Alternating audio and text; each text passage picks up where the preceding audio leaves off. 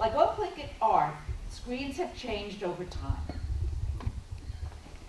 This screen, collected at Haukan, currently a Kaigani Haida village, is an early example of composition and imagery.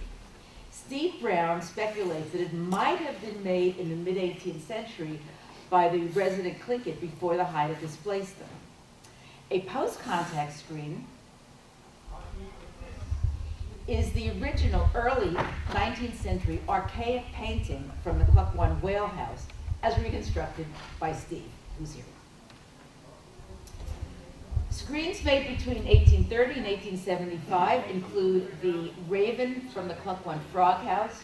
Here it's in situ, and here's a photograph of it. And of course the famous whale house screen here in a drawing from Emmons' manuscript on it.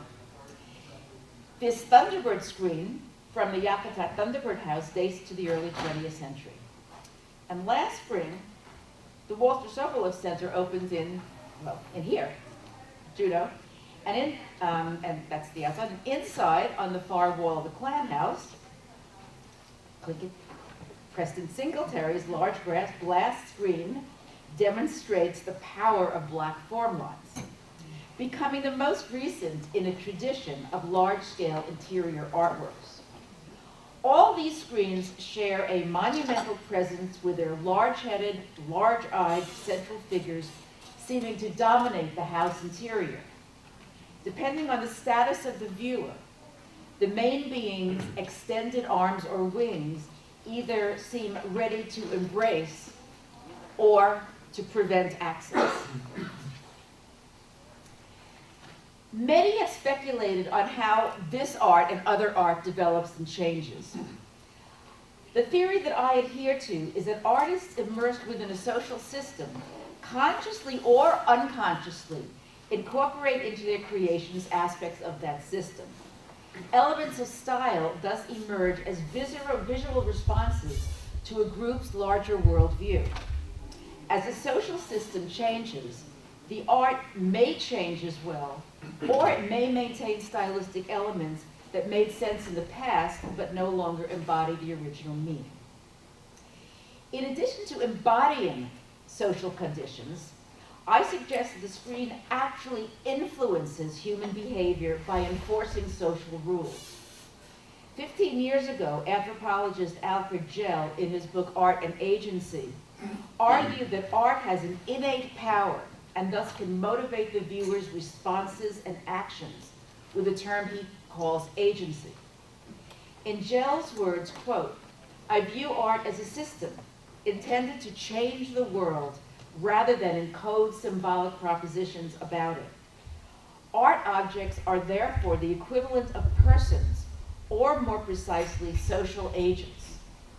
This idea has been refined and elaborated by others in the field of what's called materiality." In his 2004 book, suggestively entitled, quote, "What Do Pictures Want?" unquote, W.J.T. Mitchell further analyzes the agency of art, giving paintings conscious intentionality. In a similar speculative vein, I ask today, what does a screen want? As one would expect, the answer to what a screen wants changes over time.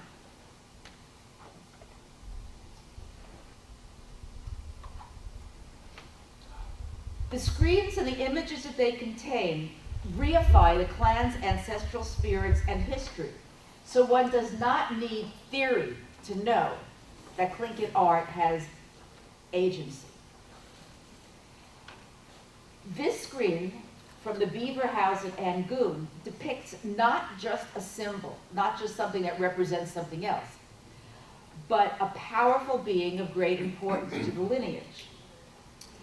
I suggest that elements of the composition of the screen and elements of its style, above and beyond what it actually represents, enhance its ability to motivate reactions and the behavior of its viewers. These components of artworks are, as I'll go through them, perfection, form line as ancestry, indecipherability, color, and the additional faces and figures in the primary beat. One striking characteristic of Tlingit art is the meticulous care with which artists applied paint and carved images. Artists were not the only ones who placed a high premium on rigor and precision, for perfection is universally prized. The Dauenhauers have demonstrated that an orator must exert tremendous care in choosing the right words, the appropriate phrases when addressing a group. Noblemen must embody an ideal that, in Serge Khan's words, the paragon of perfection, virtue, and morality, unquote. The technical perfection of an artwork, like a screen, parallels the verbal perfection of formal speech and the physical and social perfection of the elite. However, unlike the individual, who will not remain forever, and unlike speech, which is by its very nature ephemeral, the artwork remains a permanent presence reinforcing the clan's ideals. These screens and much of the Tlingit art reference a clan's shagun and shuka. It is possible that a clan's ancestral identity that inhabits time flowing backwards and forwards has another parallel in art. One of the most striking qualities of northern Northwest Coast art is the form line, which moves around and within a composition, ultimately reconnecting to itself and then starting all over again. Might this be an artistic interpretation of a clan's shagun? Looking at this form line, define, contain, and detail parts of a treasured atu could inspire contemplation about the presence of past and future concretized in a single artwork. Much has been written about the abstruseness of so many northern Northwest Coast two-dimensional works, such as Chilkat robes, which cannot be explained without first-hand interpretations.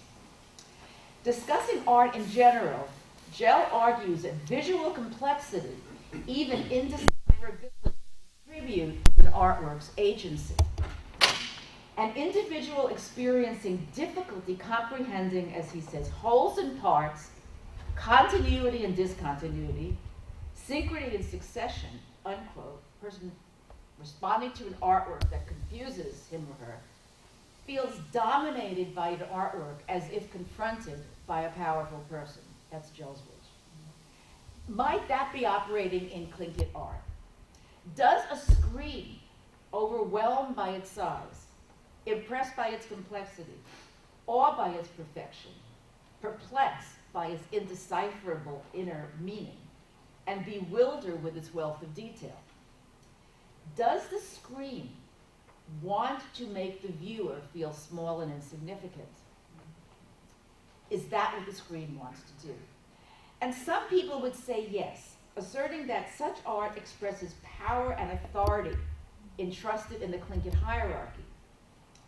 For example, Gary Coupland, in his essay, A Chief House Speaks, Communicating Power on the Northern Northwest Coast, he argues that, quote, nonverbal expressions of wealth, social identity, and power relations are commonly invested in domestic architecture, unquote. This is certainly not wrong, but I suggest concentrating on the hierarchical elements of Tlingit culture and art overlooks an equally and even more important foundational concept, namely that of balance between the moieties. A contributor to the scholarship on materiality, Bruno Latour, insists that social ties by themselves are tenuous, that just because a system is supposed to work this way or that way, the cultural rules of behavior do not themselves have sufficient authority to maintain order within a group. He says an object is permanent, solid, weighty, and replete with gravitas. That object does not so much represent something intended to reflect the social order, it can impose order on people by itself. Balance between moieties, achieved by a whole range of intermoiety interactions and exchanges, is fundamental and central to the Tlingit. I suggest that historical screens contain elements reinforcing the critical reciprocity that unites Tlingit moieties. The bilateral symmetry so characteristic of Tlingit art produces a balanced composition.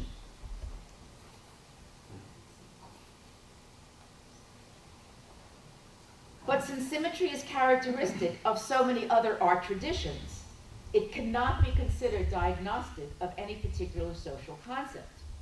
But there are other features that do. For example, Steve Brown, once again, observes that this horn bowl is, quote, the supreme statement of balance.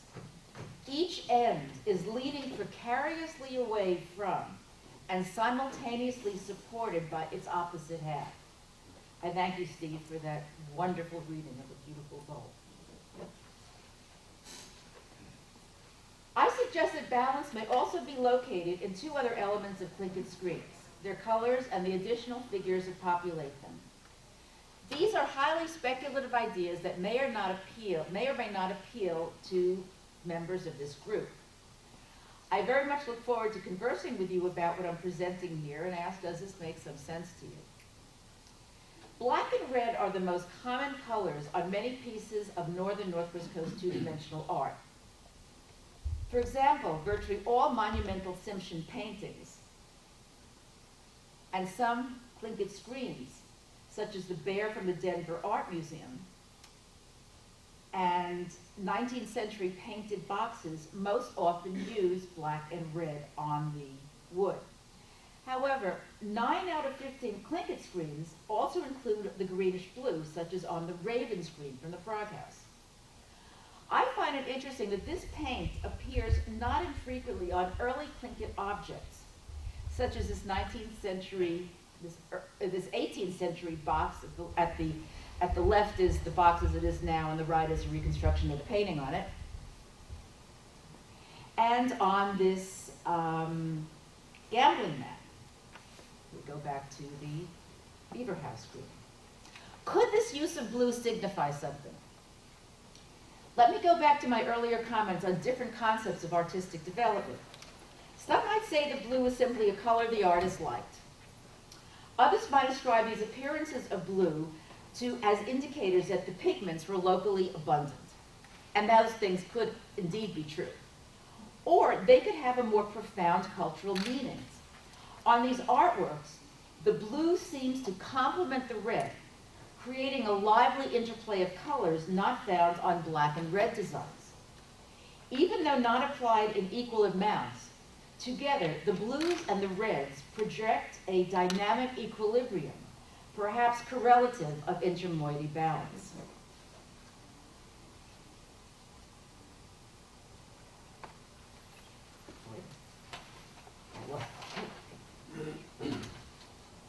Okay, much Northwest Coast art, as you know, inserts faces, figures, eyes within the body and around the body of the principal being. I'd like to concentrate here on the face or figure that is in the center of the main object, such as the face here in this screen, face there, and many, many other places. Such faces occur in other Tlingit art, especially in 19th century bentwood boxes. According to McLennan and Diffett, many early Tlingit boxes, such as this reconstructed drawing of a 18th century box, incorporated a face or figure within the main being. Later boxes contained the same figure, the second figure, but rendered so abstractly that it was indecipherable. As you can see, I adore this screen. If so many components of Tlingit culture embraced intermoiety balance, why not within an artwork? If a screen exerts a special force that results in far-reaching and durable consequences, as Latour would argue, why should not it reinforce the intermoiety balance into which it is so deeply embedded and performed so powerfully during the most important Tlingit ceremonies? Might this small image on a screen or a box be an oblique indication that a clan cannot exist without its opposite? That every ancestor was married to an opposite and had children? That a chief was not validated except by the role of his opposite? That an individual was buried by its opposite, his opposite? Perhaps the notion that the body of one clan cannot exist without the body of another clan underlies this particular depiction. I am not suggesting that the reference should be taken literally. I'm not suggesting that the face or the figure within the body depicts a specific member of the opposite clan or one of its crests. But perhaps it references that category of non-clan members without whom the clan could not function, nor even actually exist. These screens containing references to the owning clan's opposites I propose transform the central social principle of dynamic equilibrium into a tangible material object. Now I'm going to step back even further from the realm of conjecture and suggest possible origins of some formal elements of Tlingit two-dimensional art. In pre-contact times, and I'm going to show something that might be Haida, might be Tlingit. I'm hoping it's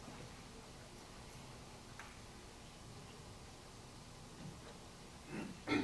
In pre-contact times, villages were smaller than in the mid-19th century, perhaps inhabited by men of a single clan and their wives. Archaeology reveals a development of warfare among the Tlingit around 900 CE. It is not uncommon for one's opposites in culture in general to be considered potential enemies. And one way to avoid warfare is to marry those opposites and develop an entire system of intermoiety reciprocal relationships. Steve Hendrickson has suggested that much Tlingit armor was not used in war, but instead was brought out for ceremonies that avoided battles. That art, which at first seems to want to affect success in war, could actually want to make peace. Perhaps the earliest screens, with their faces within the figures, and there is a face there, and balanced blues and reds, wanted to enforce intermoiety reciprocities intended to promote peace. Over time, those elements became conventional and might have lost their original significance of reifying intermoiety balance. During the Russian and the US Army years, disease decimated the population, trade increased wealth for some clans, villages amalgamated and grew. Now that the opposites, as well as members of other same moiety clans, were living next door, it became important to reify reciprocity and to also be impressive. So screens wanted, at that point, to more forcefully depict clan images and history, and they became more complex and refined. Settlers whose goals were to destroy native identity began entering Alaska in the 1880s, pressuring the Tlingit to abandon their traditions. Screens then made wanted to challenge assimilation, to forcefully declare the endurance of the clan system, the centrality of Atu, Shagun, and Shuka, and the unwillingness of the Tlingit to bend to those who had taken over their lands and their livelihoods. Screens made profound and powerful statements which never would have been necessary had not settlement so ruptured Tlingit life. And now back to Preston's screen. Unlike the other screens discussed here, it does not belong to a specific clan because it's an instrument of the Alaska, which embraces all clans. This is usually done when you want to show all of the ravens and the eagles is by having a bird, one raven, one eagle half. In this screen, there is one head. It's a single beam in which raven and eagle are fully merged. Throughout this talk, I've asked, what does a Tlingit screen want? For years, what it wanted was to ensure balance between moieties. Then it wanted to materialize a clan's heritage. And finally, it wanted to declare sovereignty in the face of serious challenges. What does Singletary screen want? And I actually should ask the artist what his screen wants. Although recently 2 glass house posts depicting warriors, one from each moiety, were installed to flank the central screen, acknowledging the cultural significance of the 2 moieties. The screen itself depicts a unit, not one composed of 2 balanced halves. It has been pointed out by several writers, including Tollefson, the Dowenhauers, and Thornton, that Tlingit identity has become more corporate and less clan-based beginning in the early 20th century with the establishment of the Alaska Native Brotherhood Act and strengthened in the 70s with the passage of ANCSA. Now, in the predominant buildings celebrating Southeast Alaska Native cultures, the artwork made by a Tlingit artist depicts neither raven nor eagle, nor even an amalgamation of both. It's a new corporate image that indexes the roles of Sea Alaska Corporation and its associated Heritage Institute, the roles that these organizations play in Southeast and Alaska Native cultural life. With this monumental size, this screen dominates its viewers, many of whom are actually tourists from outside. Preston's screen, glowingly mentioned in a 5-star TripAdvisor review. Did you know that? He loved it, 5 stars. Has become a tourist attraction as well as a focus of Alaskan Native pride. How does it operate on those outsiders? I propose that what this screen wants is to force visitors to the state, as well as non-native Alaskans, to acknowledge the dominant role the Tlingit now play in Alaska. Not a specific clan, but all the Tlingit, and specifically their contemporary corporate interests as instruments of political, economic, and cultural power. This effect on visitors today leads to another question that brings my analysis of the screen's agency into the 21st century. As technology changes, so does art. What exactly happens to the agency of this monumental screen in the digital age when it becomes a pattern on a Facebook page or the backdrop of a selfie? What we need to do is to figure out now what this pixelated screen now wants. Thank you. Does anybody know whether we have time for questions or not? Yes. Sorry. You sort of have 2 themes. One is this face in the middle and what does it mean? And it's very intriguing, and I've written a lot about balance. I mean, ultimately, it's all conjecture because we don't know. And nobody's going to answer that question for us. You're right. My only concern is that we also know that these faces often represented spirits of certain body parts. Yes. No nostrils and ears, and so that if that's the case, then there is obviously a problem. And ultimately, the screen still represents the crest of the house. Yes. So I hope I made that clear. The balance is balanced, but it's still our house, our clan, Yes. our lineage. Yes. So I wouldn't take the balance argument too far. Well, actually, thank you. What I was trying actually to do, and this is totally conjecture, is to talk about maybe people have speculated on the origin of Northwest Coast art, the origin of those faces in the body, those origin of the eyes on the joints, and this is one suggestion of what might possibly be a beginning of the art. My other the other one is criticism of your very neat kind of evolution of Tlingit screen, that art that you relate to evolution of Tlingit politics. And place, I like the analysis of the contemporary screen that's on the screen. But where you're trying to argue that late 19th century screens are political statements about sovereignty. No, I meant 20th century screens. I'm sorry, that was, I meant specifically 20th century screens. Early 20th century. Yeah, early 20th century. It doesn't work. The most famous screens are the 1904 Potlatch multiplying wolf screen. It's my interpretation is entirely for internal consumption. It's a one-time statement about the wolf house power. I don't see any statement of sovereignty there. I think you're stretching it because you want to talk about sovereignty. Maybe the Thunderbird screen is fits that, but can I tell you why I think so? In 2004, the Kagwantan Plan had a potlatch celebrating the 100th anniversary of the so-called last potlatch. Yeah.